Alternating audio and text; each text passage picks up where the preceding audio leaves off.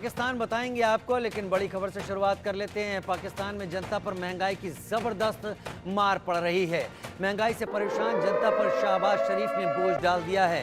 Petrol और diesel की कीमतों में भारी बढ़ोतरी हो चुकी है। पेट्रोल 7 रुपये 45 पैसे तो डीजल 9 रुपये 60 पैसे महंगा हो गया है। अब पाकिस्तान में 1 लीटर पेट्रोल के दाम पाकिस्तानी रुपयों में 266 रुपये हो गए हैं। डीजल प्रति लीटर 278 पाकिस्तानी रुपए खो गया है। तो 266 रुपए का 1 लीटर पेट्रोल, 278 रुपए का 1 लीटर डीजल यहां पर हो गया है। और जहां पर डीजल 9 रुपए 60 पैसे बढ़ता है, जो कि माल भाड़े की ढुलाई में ज़्यादा इस्तेमाल होता है डीजल का, तो चीज़ों का महंगा होना भी अब तय है। रोज़मर्रा की ज़रूरत की चीज़ें, माल ढुलाई, आने वाले सामान या कोई भी दूसरी चीज़ें, उनकी कीमतों में बढ़ोतरी होनी तय है। ईंधन की कीमतों में बढ़ोतरी, केवल ईंधन की कीमतों में बढ़ोतरी नहीं होती है, उसके ज़रिए खाने पीने की चीज़ें, पहने ओढ़ने, कपड़े पहनने या दूसरी और ज़रूरी सामानों की कीमतों में बढ़ोतरी का कारण बनती है। तो जनता शहबाज शरीफ के फैसले से अब आंसू रो रही है, और वो भी खून के आंसू।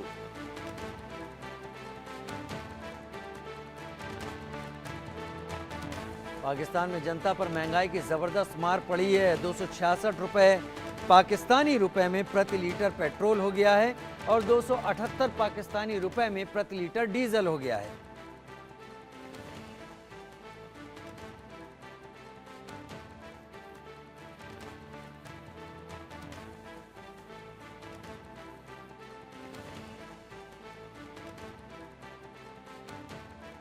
किस कदर आफत में आ गया पाकिस्तान, चलिए आपको बता देते हैं। बड़ी जानकारी ग्राफिक्स के जरिए भी आपको समझा देते हैं। पेट्रोल डीजल में बढ़ोतरी हुई है, लेकिन ये पेट्रोल डीजल तक ही सीमित नहीं रहेगी, इसका असर और भी आगे जाएगा। तो आफत में पाकिस्तान इसलिए है कि शहबाज शरीफ सरकार ने 7 रुपये 45 पैसे का इजाफा पेट्रोल की कीमतों में कर दिया है।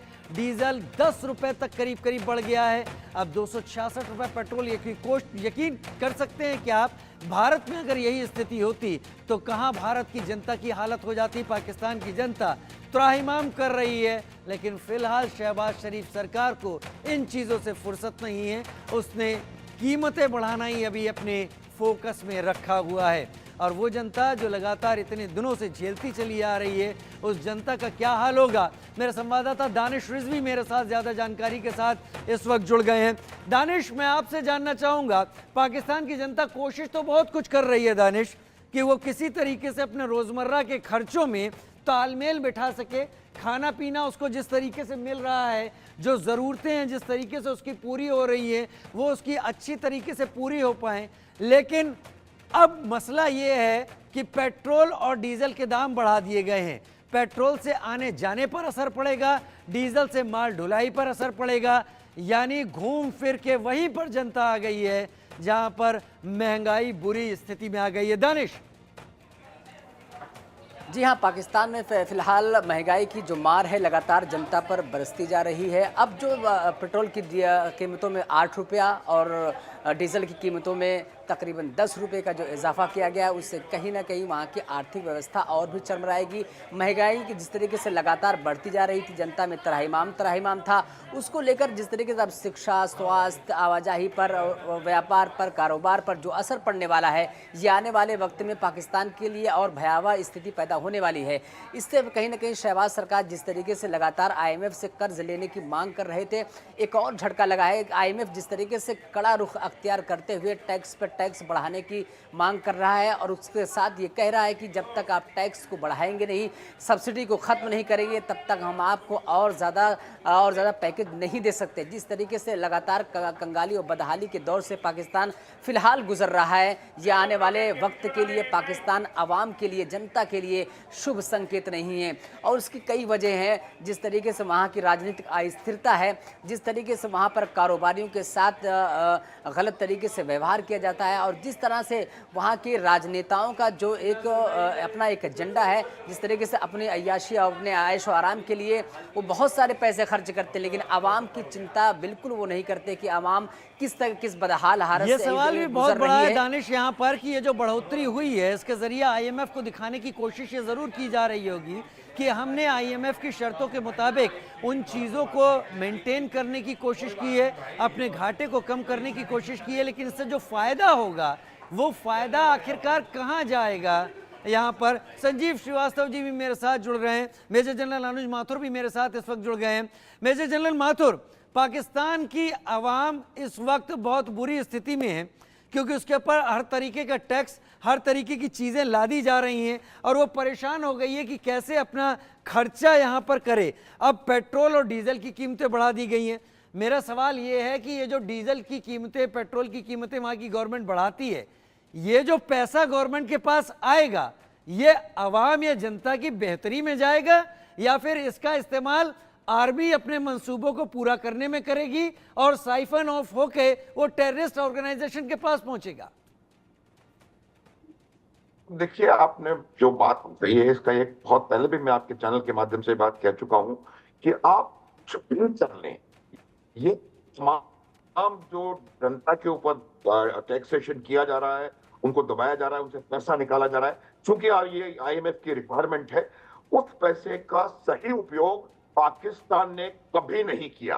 आप ये देखेंगे कि मान लीजिए आप मामूली से मामूली लोन कहीं लेना चाहते हैं तो भी आपको ये इस बात का प्रमाण देना पड़ता है कि आप उस लोन को वापस करने की अवस्था में है अथवा नहीं। वही आईएमएफ चाहता है।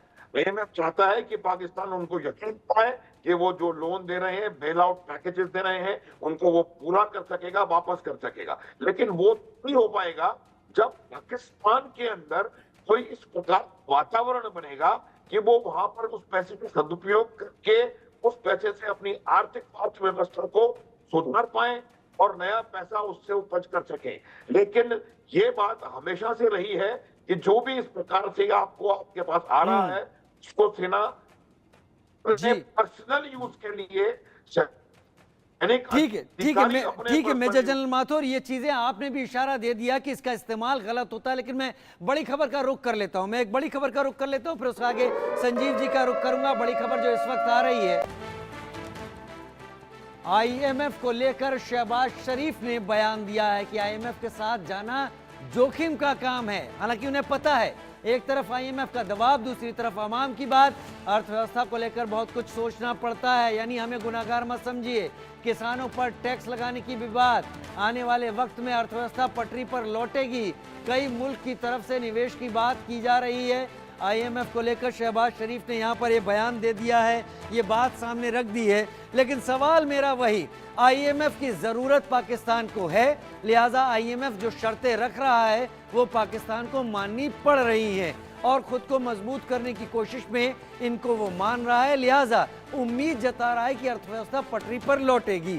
संजीव जी, क्या वाकई अर्थव्यवस्था पटरी पर लौटाने की तरफ बढ़ते ये कदम है या आईएमएफ को अब ये जानने की भी ज़रूरत है कि उसके रूल्स को मानते हुए जो भी टैक्सेशन के ज़रिए पाकिस्तान कमा रहा है उसका इस्तेमाल कहाँ कर रहा है?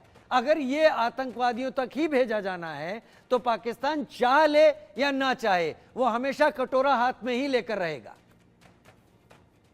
देखिए राजीव जी, ये जो पाकिस्तान के द्वारा कुछ मेजर्स लिए जा रहे हैं, ये मेरे ख्याल से ये सिर्फ दिखावटी मेजर्स हैं। ये आईएमएफ को भी की आंखों में धूल झोंकने जैसी जो कृत्य को पाकिस्तानी हुक्मरान करते हैं। ये पहले तो आईएमएफ के सामने रोना रोते हैं और उसके बाद आईएमएफ को शर्तें रख देता है, तो उसमें कुछ ऐसी शर्तें कि जिसका कि प्रचार प्रसार हो, सीधा पेट्रोल और डीजल के दाम बढ़ा देना, किसानों पर टैक्स लगा देना, इत्यादि इत्यादि जो पॉपुलिस्ट मेजर्स हैं वो ये लेने की कोशिश करके आईएमएफ को ये दिखाने की कोशिश कर रहे हैं कि हम जो है एक बड़े रिफॉर्म की तरफ बढ़ रहे हैं। लेकिन यदि पाकिस्तान या कहीं भी सीरियस है अपने आर्थिक स्थिति को सुधारने के लिए, तो उसको बड़े रिफॉर्म्स करने की आवश्यकता है। और सबसे पहला मैं ये कहूंगा कि वहां पर जो टैक्स इवेडर्स हैं उनके ऊपर कार्रवाई करके दिखाना होगा। पाकिस्तान की इतनी बड़ी जो आवाम है, 220 मिलियन की आबादी जो वहाँ पे है, उसमें 1% मात्र लोग टैक्स देते हैं और जो पूरी जो बड़ा पैसा जो टैक्स जो इन उद्योगपतियों का होता है, जो आर्मी और आईएसआई के जो ऑफिशियल्स का होता है, वो विदेशों में डाइवर्ट कर दिया जाता है। इनके जो है लंदन में, दुबई में, विश्व के अन्य जगहों पे बड़े बड़े आलीशान महल होते हैं। इनके बच्चे विदेशों में पढ़ते हैं, वहां पर इंडस्ट्रीज चलाते हैं, और वो देश का जो पैसा है वहां पर वो वहां पे बच्चे विदेशों में पढ़ते हैं, इंडस्ट्री चलाते हैं। पाकिस्तान की आर्मी तो खुद ही अपने आप में एक इंडस्ट्री है। वो क्या नहीं करते, वो सब्जी बेचते हैं, फल बेचते हैं, जमीन रियल्टी का काम करते हैं, और फिर दिफाई बात करते हैं, मतलब डिफेंस की भी बात करते हैं। फिलहाल बड़ी खबर यह है कि पाकिस्तान में महंगाई ने लोगों का जीना मुहाल कर दिया है। भारी भरकम बिजली बिल से आवाम की मुसीबत बढ़ गई है। पाकिस्तान की बूढ़ी महिला की शहबाज सरकार से गुहार भी इस वक्त है कि 2 वक्त की रोटी का इंतजाम करो। भारी भरकम बिजली का बिल, एक बूढ़ी महिला की शहबाज सरकार से गुहार, 2 वक्त की रोटी का इंतजाम करें या बिजली का बिल अदा कर दें। एक पंखे, एक बल्ब बिजली का बिल 15,000 आ गया है। वो दिन दूर नहीं जब लोग खुदकुशी को मजबूर होंगे। दानिश मेरे साथ इस वक्त जुड़े हुए हैं। दानिश, 15,000 रुपए, एक पंखा, एक बल्ब, ऐसे घरों में रहने वाले लोग, वहां जहां पर लोगों को बड़ी मुश्किल से रोटी या रोजी मयसर है, ये तो गर्त में चला गया है पाकिस्तान। बिल्कुल, पाकिस्तान की अर्थव्यवस्था गर्त में गिरती ही जा रही है। जिस तरीके से वहाँ पर एक बल्ब और एक पंखा चलाने के एवज में 15,000 के आसपास का जो भारी भरकम बिल आ रहा है, उस बूढ़ी महिला की अभी आप बाइट जब सुनाएंगे आप खुद देखेंगे कि किस बेबसी से, किस दर्दनाक अंदाज में वो बयां करती है अपने दुख दर्द को। वहाँ की सरकार, निकम्मी सरकार के खिलाफ जिस तरीके से वहाँ के हुक्मरानों ने वहाँ के अवाम का जीना मुहाल कर रखा है, और वो किस तंगहाली में, एक तो मजदूरी नहीं मिल पाती है कायदे से, तो काम नहीं, रोजगार नहीं मिल पाता, और जो रोजगार मिलता है तो वो 2 जून की दानिश, चलिए सुनवा देते हैं हम अपने दर्शकों और आपको भी उस बूढ़ी महिला की वो दुख भरी दास्तान सुनवा देते हैं, जिसमें महिला कह रही है ये इस वक्त पाकिस्तान के हर घर, हर गरीब, हर सफेद पोश, हर विधवा, हर मजदूर, मुलाजिम और कारोबारी की कहानी है, जो कश्मकश में है कि आखिर करें क्या ना करें। हमारे बच्चे लाया 15,000, मेहरबानी करो मेरे नाल इमदाद करो मेरे बच्चे, वो धनदार समीटर पटे ने मेरे बच्चे, मेहरबानी करो इमदाद करो मेरे नाल, जसींदे मेरे बच्चे नाल बिल पटे ने, जो मीटर पटे ने मेरे बच्चे औखे थी बेसन, मैं क्या देखो जो जिंदगी देखने वाला नहीं बड़े मीटर पटे ने मेरे बच्चा। पाकिस्तान की असलियत ऐसी कई सारी आवाज़ें यहाँ पर बता रही हैं और समझा रही हैं। मेजर जनरल माथुर, पाकिस्तान की असलियत ये महिला बता रही है, इस तरह से बहुत सारे लोग हैं। पीओके में जहाँ बिजली बनती है वहाँ लोगों को बिजली मैसर नहीं होती, लेकिन पाकिस्तान अपने एजेंडे पर चल रहा है। क्या आपको लगता है IMF के बहाने पाकिस्तान एक ब्रीदिंग स्पेस ले रहा है, जिसमें वो भारत की तरफ से भी निश्चिंत है कुछ दौर के लिए, और इस बीच में अपनी टेररिस्ट एक्टिविटीज, भारत में खून खराबा, फसाद के लिए वो एक टाइम बाई कर रहा है, टाइम और पैसा भी? देखिए, मैं आपको आपका एक स्टेटमेंट थोड़ा सा कनेक्ट करना चाहूंगा। ब्रीदिंग स्पेस ले ही नहीं रहा है, वो अपनी आवाम की ब्रीदिंग ही छीन रहा है, उनकी ब्रीदिंग स्पेस छीन रहा है। तो आप देखेंगे कि यदि जो पैसा उनको मिल रहा है, उस पैसे का वो सदुपयोग करेंगे तो निश्चित रूप से वहां के हालात सुधरेंगे। आप एक बात देखिएगा, सबसे बड़ा जो अंतर अब पड़ना शुरू हुआ है, वो अंतर इसलिए पड़ना शुरू हुआ है कि वहां की आवाम सीमा पार नजर गड़ा के बैठी है। उसको नजर आ रहा है कि कैसे भारतवर्ष के लगभग हर राज्य में बिजली मुफ्त दी जा रही है, कैसे जम्मू कश्मीर में डेवलपमेंट हो रहा है और वहां पर हर किस्म की चीजें मिल रही हैं, मुहैया हो रही हैं, और वहां पर सब चीज बिजली और सब कुछ सस्ता और फ्री मिल रहा है। तो ये सब उनको नजर आता है।